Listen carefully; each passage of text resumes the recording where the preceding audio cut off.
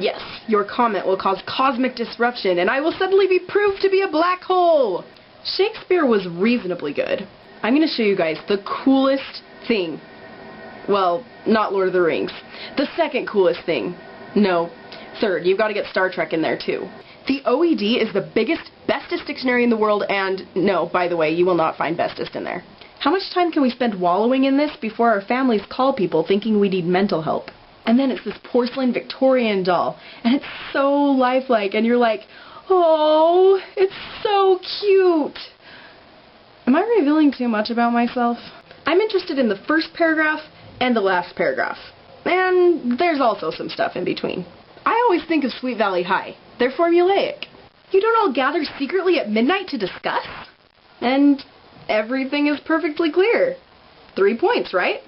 Point 1 is, huh? Point 2 is, qua? And point 3 is, what? I'm Captain Kirk.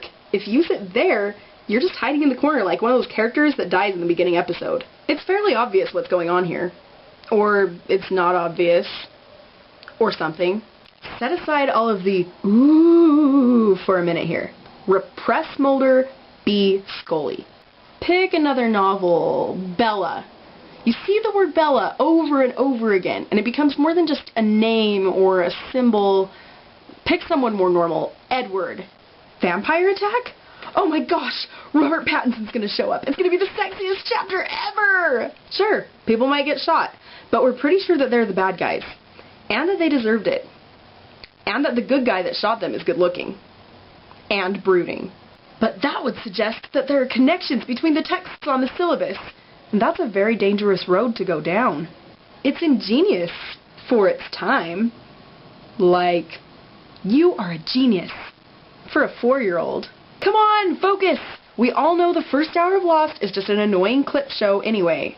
Does the fact that you had to pee halfway through reading Emma change the way you read Austen? Oh, it's a historical novel, so it's like a true lie. Okay. This particular band of drunken murderers doesn't have a very good work ethic. They weren't always bringing home the bacon. Much of the time they went out drinking the bacon. Drunken rage does not count as emotional depth. I can hear you guys if you cough loudly. Was that cough full of meaning?